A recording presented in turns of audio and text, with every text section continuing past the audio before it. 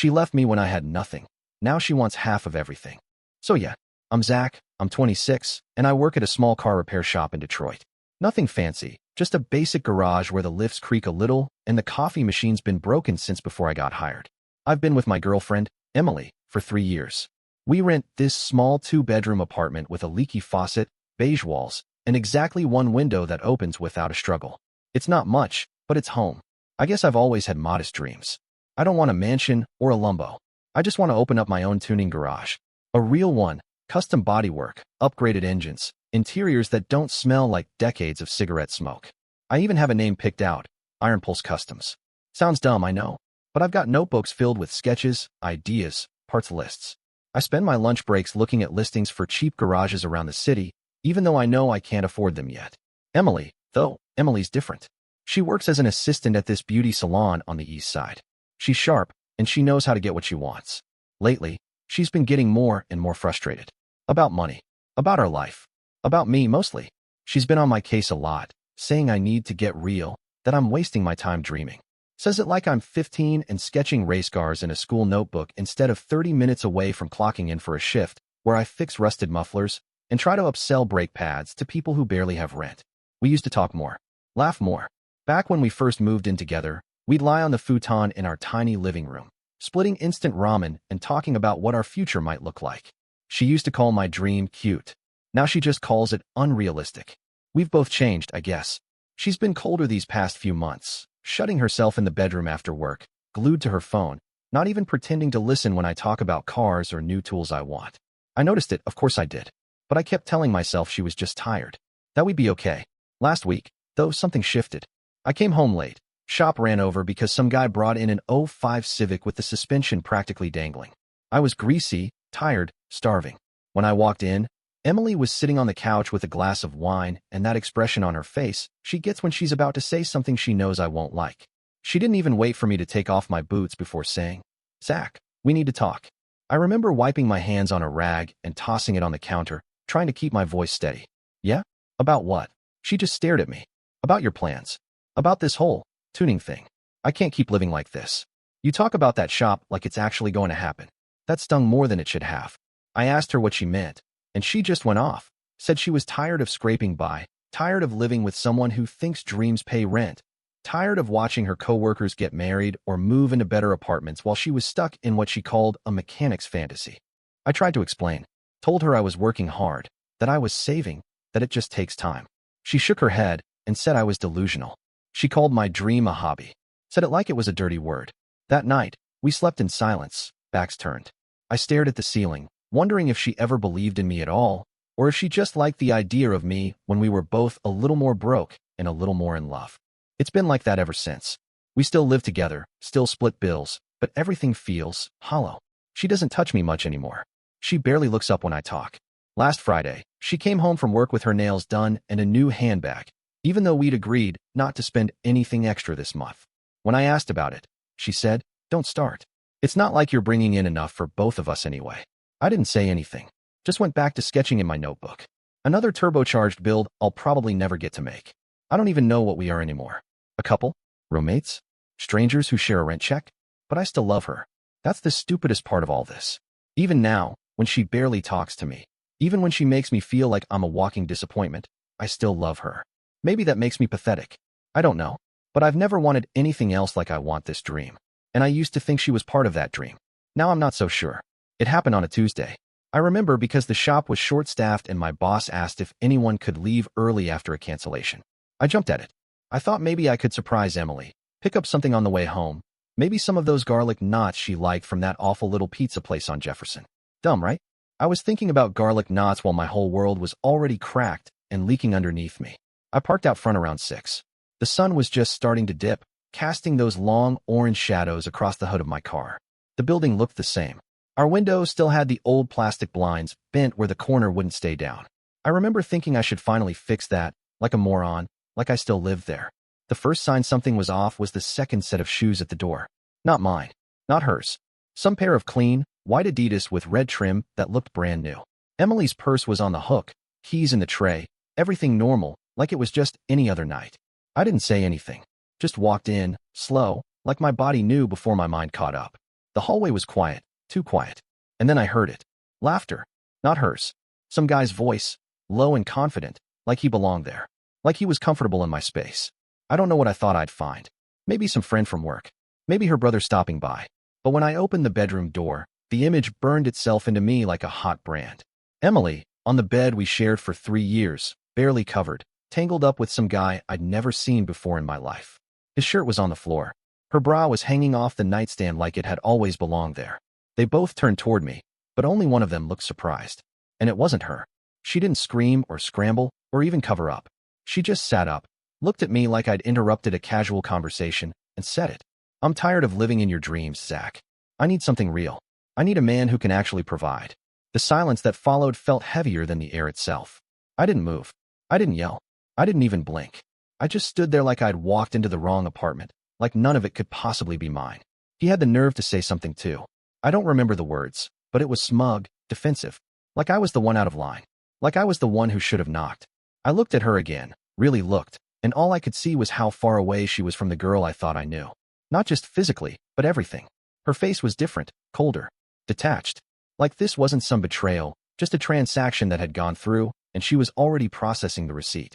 I didn't say a word. Didn't give her the satisfaction of a scene.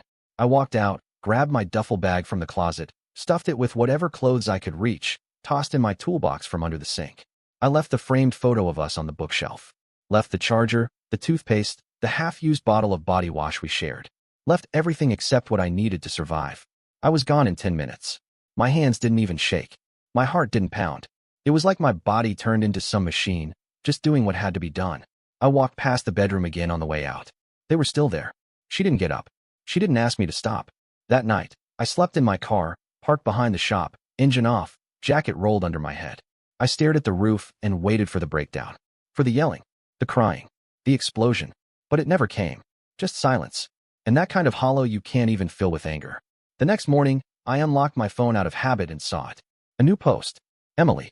Her arm wrapped around that guy like they'd been together for years, not hours. Caption said, finally feeling seen. A heart emoji at the end. Comments already piling up. Some of her friends cheering her on. One even wrote, so happy for you, girl. You deserve it. It hit me harder than seeing them together. Because that was the moment I realized she wasn't sorry. Not even a little. She hadn't slipped. She hadn't made a mistake. She'd moved on, and I was just the thing she peeled off and left behind. Like dust from a dream that didn't pay the bills. I crashed on Mason's couch for the first few nights.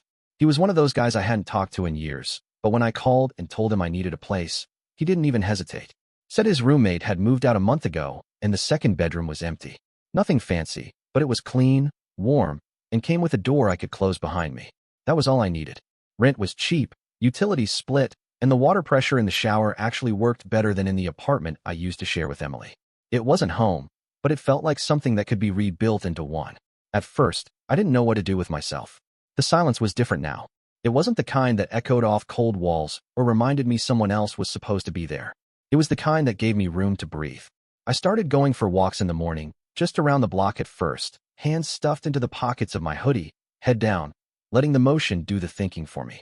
One day I passed a gym 3 blocks over with a beat-up sandwich board outside advertising a new member special. First month for $10. No contract. I signed up that same afternoon. The first week was brutal. I couldn't even finish the warm-up without gasping like a 90-year-old. My legs felt like wet cement, and my arms shook every time I touched a dumbbell. But I kept going. Every damn day.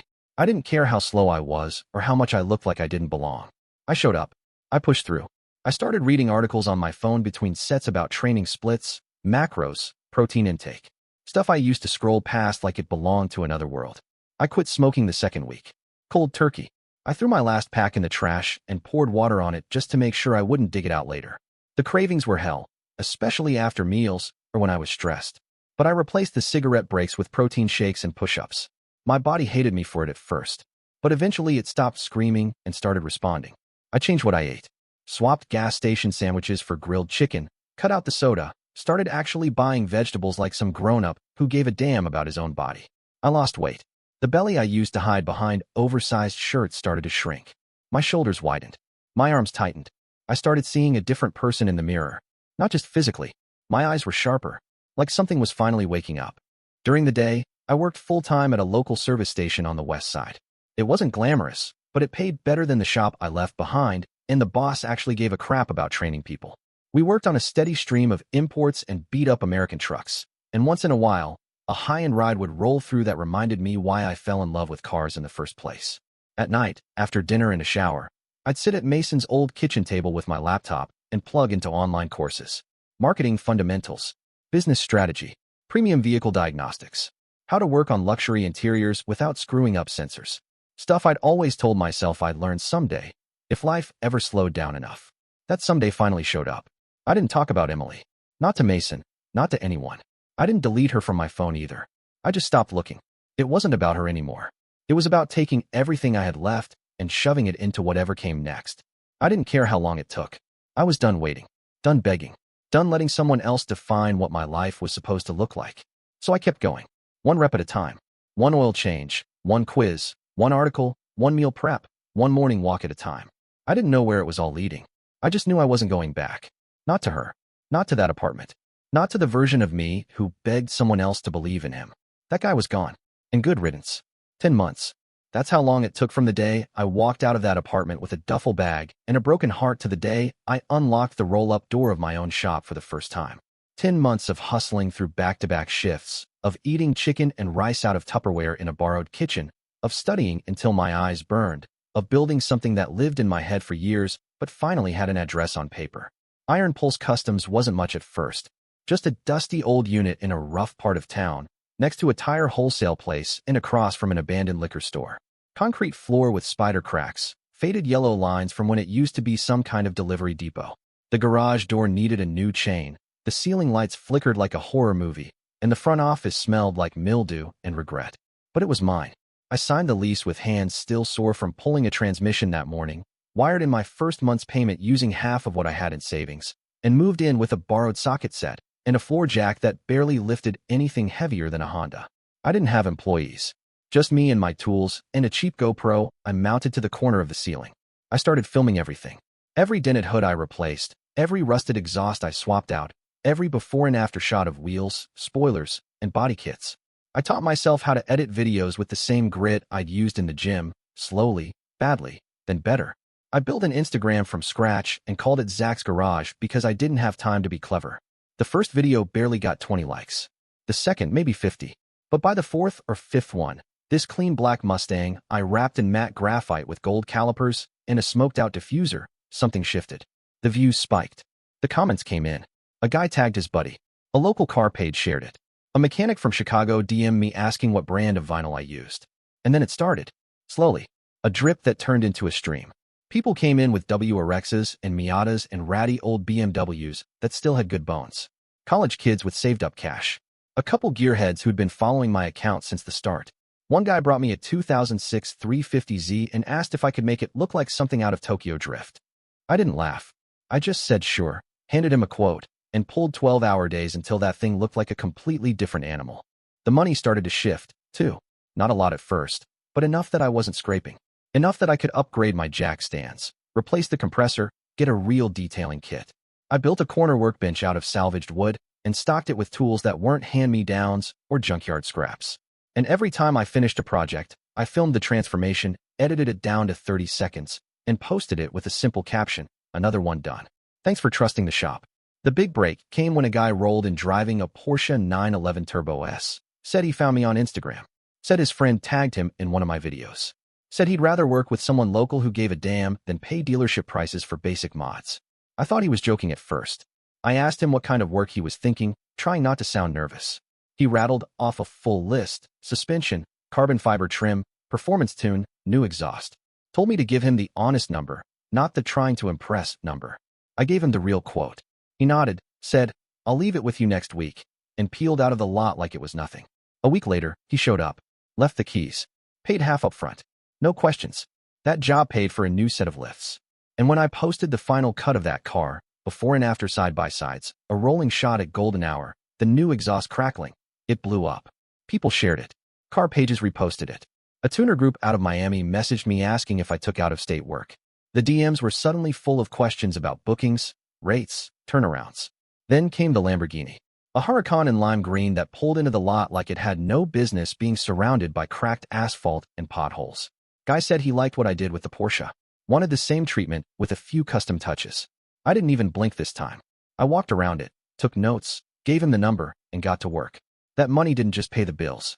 It made the business real. It bought new lighting, fresh paint on the walls, a wrap station, and a second bay.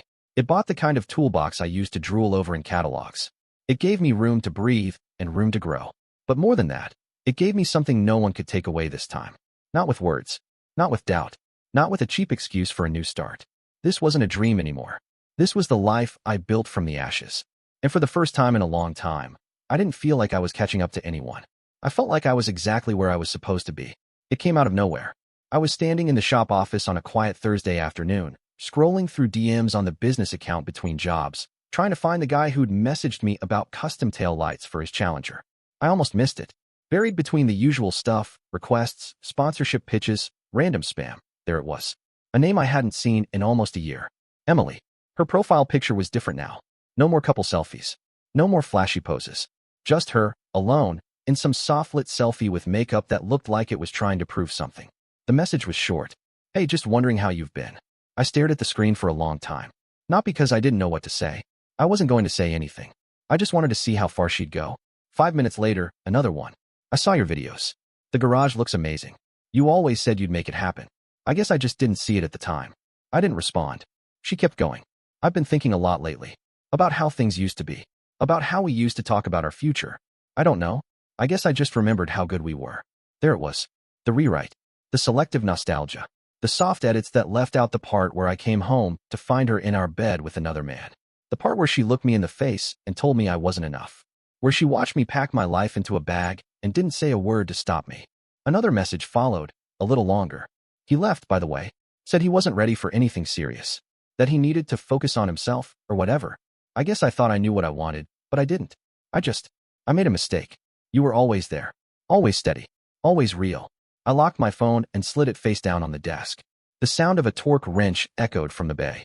One of the younger guys I'd brought on last month was working on a brake swap for a client's M4. The shop smelled like rubber and steel and oil and hard-earned hours. The lift hummed softly in the background. My name was on the sign out front. My hands had built every inch of this place. No one handed me any of it. No one cleaned up the mess. I did that. Alone. When I checked my phone again later that night, there was one last message waiting for me. If you ever want to talk, maybe get a drink or something, I'd like that. No pressure. Just let me know. There was no apology. Not really. No ownership. Just the same deflection wrapped in sentiment, tossed into a bottle and floated back to me like I'd be waiting on the shore. But I wasn't. I hadn't been for a long time. We met at a coffee place on the east side. Not the kind we used to go to back when money was tight, and a shared muffin felt like a splurge. This one had marble tables, backlit shelves of imported beans, and playlists that sounded like someone tried too hard to make you feel relaxed. I got there first, took the seat by the window, black coffee in hand. I was curious, not hopeful. She walked in like she wanted to be noticed. Hair done, perfect makeup, some designer coat that looked like it cost more than my entire tool set. Her heels clicked too loudly for a place that small, and when she spotted me, her whole face lit up like we'd just run into each other at a high school reunion and the past year hadn't happened. She leaned in for a hug. I gave her the kind you give a client you don't really like. She handed me a bag. Inside was a new watch. Nice brand. Tag still on. Just something small, she said, sitting across from me like she belonged there. I figured you'd needed to stay on schedule with all your new clients. I didn't wear a watch. Never have. I said thanks anyway and set it gently on the table. We talked. Or rather, she did. About her job that she'd quit, about her plans that never panned out, about how she'd been thinking a lot. She asked about the shop, about the cars I was working on, about the money. Always the money. At first it was subtle. Compliments about the videos, questions about the parts one ordered. Then it crept in sideways. So how much does a full wrap on a Porsche even go for these days? She asked on the second night we met. We were sitting at a bar this time, a quiet place with leather booths and whiskey that actually tasted like something. She sipped her drink and tilted her head like she cared. I gave her a number. She whistled. Wow, you must be doing really well now. I didn't answer. I just took a slow drink and let her fill the silence. The third evening, she showed up at the shop just as I was locking up. Said she was just in the neighborhood. She wore this tight sweater and brought coffee in those fancy cardboard carriers like we were on a date. She walked through the bay like she was touring a museum, fingers grazing the hood of a customer's Audi like she belonged near it. You've built something incredible, she said, standing in the center of it all arms folded, watching me coil up an air hose. You know, I could help. If you ever needed it. With clients. Marketing. You could use a partner. Someone with a bit of charm. I paused. Not because I needed time to think, but because I couldn't believe how transparent it all was. She wasn't interested in reconciliation. She was interested in equity. She didn't ask about the years I spent scraping by or the nights I came home too tired to speak. She didn't ask about the mornings I dragged myself out of bed with nothing but stubbornness and caffeine. She didn't ask about the friends who helped when she disappeared or the hours I spent breaking down engines just to keep the lights on. She saw the finished product and wanted a piece of it. That was all. The charm, the flirtation, the gifts, they weren't apologies. They were investments.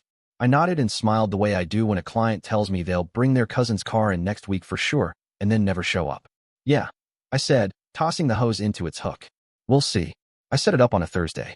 Told her I was meeting with some private investors about expanding the shop and that I wanted her input, since she'd mentioned helping with marketing and business development. I said it like it was an invitation, but really it was a test. I knew who she was now, beneath the makeup and fake remorse, beneath the slow smiles and soft touches. I just needed her to say it out loud. The presentation was staged in the back office. Clean desk, fresh prints of concept designs, a few spreadsheets open on my laptop, numbers inflated just enough to sound too good to resist. I had a small voice recorder clipped under the desk, already running. She walked in wearing that same coat she always picked when she wanted to feel expensive. Her heels clicked across the floor like punctuation marks, sharp and steady. She kissed my cheek like we were back together, like none of it mattered anymore. I offered her a seat and started talking. Nothing real, just enough noise to make it feel official. Market potential, growth projections, new branding partnerships. I watched her eyes flick from the screens to the papers, then back to me. 10 minutes in, she started asking the real questions. So, how serious are these investors? She asked, legs crossed. Voice dipped just slightly. Is this something you'd go solo on? Or are you looking for partners? I shrugged. I've been thinking a lot about structure lately. Bringing in people I trust. People who understand the business. Could be good for the brand. She nodded slowly, like it was all coming together for her.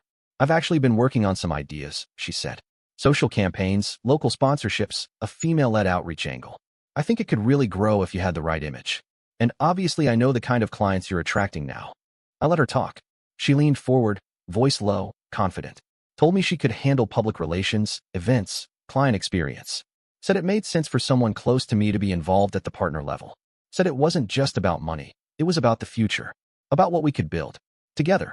Then she said it. I don't want to just date you, Zach. I want to be part of this. I want to share.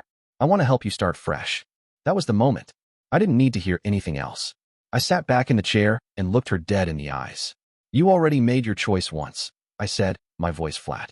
A second chance isn't for you. She blinked. For a second, she looked like she didn't understand. Like she thought I was joking. Like she hadn't just walked face first into something she couldn't flirt her way out of. I don't need your charm, I said quietly. And I sure as hell don't need a partner who only showed up after the work was already done. She sat there, frozen. No clever response this time. No wounded expression. Just a long, stunned silence. I stood, walked to the door, and opened it. You can see yourself out. I filmed it late at night, long after the last customer car was locked up and the shop had gone quiet. Just me, my phone propped up on the corner of the workbench, and the low hum of the old vending machine in the background. No script. No retakes.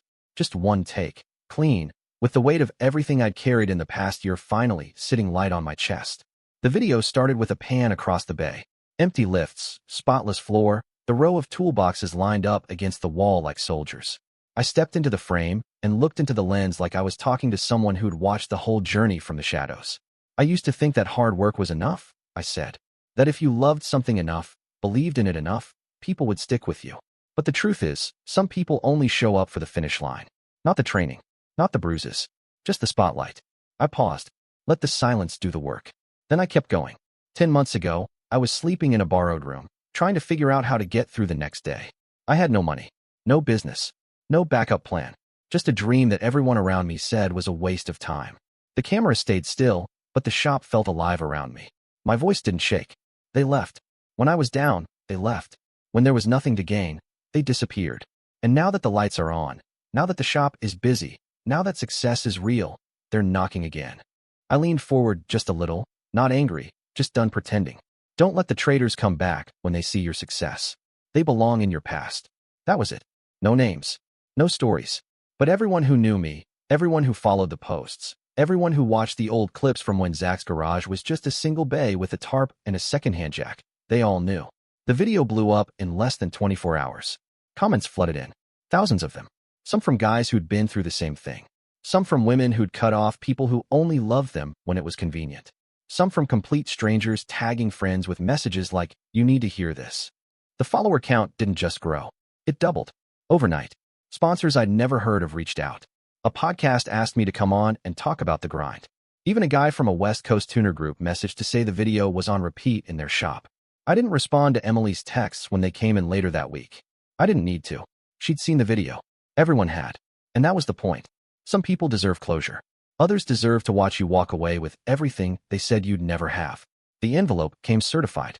I found it sitting on the shop counter next to a shipment of calipers and a half-empty Red Bull. Legal print, thick paper, official seal. I already knew what it was before I opened it. I'd heard the rumors. A friend of a friend mentioned she'd been talking to someone. I just didn't think she'd actually go through with it. Inside was the notice. Emily was suing me. The claim read like fiction. She alleged she'd been instrumental in developing the Zach Garage brand identity during our relationship. Said she had contributed emotional labor, aesthetic guidance, and branding consultation, and that she was entitled to a share of the business's value based on preliminary creative involvement. It was written like we were some startup duo that split during launch, and she'd been erased from the story. What she didn't know, or maybe forgot, was that I kept records. All of them. Receipts, lease agreements, domain registrations, incorporation docs. I hadn't built this place on luck. I built it on structure. On long nights and detailed plans and emails to myself outlining everything from service packages to paint codes. My lawyer, Jared, read the filing once and didn't even blink. "She doesn't have a leg to stand on," he said flatly. "You opened this place after the breakup. She wasn't involved in any part of the formation. She has nothing." We prepared a formal response. Detailed timeline. Proof of solo ownership. Screenshots of texts showing zero support or involvement. Even a few clips from her own social media, where she was tagging herself in spa photos while I was filming the first builds in a garage with no heat. The receipts spoke louder than anything I could have said myself. It went to court a few weeks later. Small claims, civil. She showed up in a gray pantsuit, hair done like she was posing for the news. Sat at her side of the table with this smug little half smile, like she thought I'd be intimidated. I didn't even look at her. Jared did the talking. Laid it all out in order. Dates, documents, bank statements. Then he handed over a printed timeline, with one highlighted sentence at the top. Zach Garage was established 2 months after the relationship ended, with no financial or creative input from the plaintiff. The judge didn't ask many questions, just flipped through the folder, looked at the dates, and then turned toward Emily's side of the room with this look that said everything before he even opened his mouth. "Based on the evidence," he said, calm and bored like he'd seen this exact stunt 100 times, "the court finds no grounds for the plaintiff's claims." Case dismissed. She didn't say a word, just stood there, face frozen in place while people filed out of the room. I caught a glimpse of her jaw tightening when the guy from the local car blog, who'd come to cover the case after the video went viral, snapped a photo of me walking out with Jared. That article dropped 2 days later.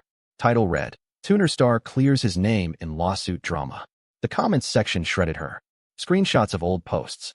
Side-by-sides of her gift-wrapped comeback and her now public attempt to sue. People weren't stupid. They connected the dots fast.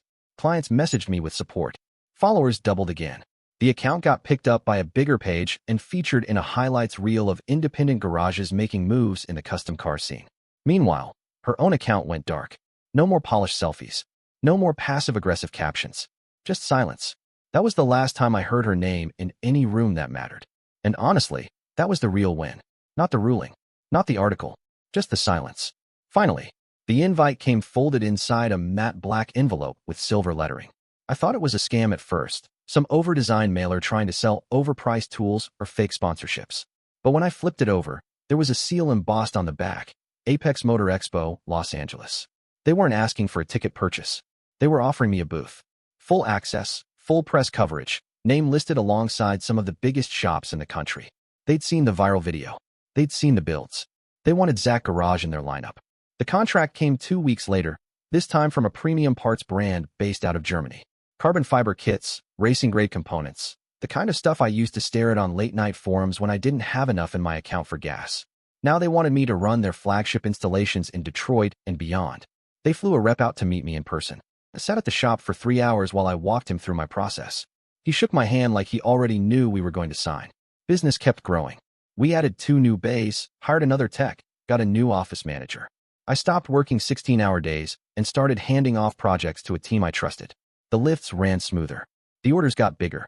People stopped calling me Zach from that Instagram page and started calling me by name when they walked through the front door. And then there was Ava. I met her at a pop-up gallery downtown. Not my scene, not even close. I was dragged there by a supplier who swore it'd be good for networking. I almost left early, but I stuck around just long enough to see her explaining a display to some guy who clearly didn't get it. She had this calm way of speaking, like she didn't need to prove anything to anyone, and when she turned and caught me watching, she just smiled like it didn't surprise her. She's a designer. Clean lines, brutalist inspiration, industrial palettes that make steel and concrete look like art. First conversation we had was about design flaws in modern EV interiors. I told her about the first time I tore down a BMW dashboard, and she told me about rebuilding furniture out of welded scrap. We got coffee the next morning, then dinner, then long nights where she sat in the shop sketching concepts while I ran diagnostics under the hood of a McLaren. She didn't ask about the past. She didn't poke at old wounds. She just showed up with ideas, ambition, and a quiet confidence that felt steady. She wanted to build things, her own career, her own future, and somehow we just moved in the same direction. I didn't post about her for a long time. Not because I was hiding anything, just because some things are better when they're not fed into the machine. Now, when I open the shop in the morning, I don't think about who left. I don't think about the lawsuit or the videos or the girl who once called my dream a waste of time. I think about the next build, the next trip, the next version of the life I built when everything else fell apart. And here's the truth I wish I'd learned sooner. You don't realize how much easier it is to breathe when you no longer carry those who betrayed you with you. Thanks for sticking with the story. I know it was long. I know it went places I didn't see coming either. But now I want to hear from you. What would you have done? Would you have taken her back? Gone to court? Cut ties earlier? Drop your thoughts below. I'm really curious how others see it.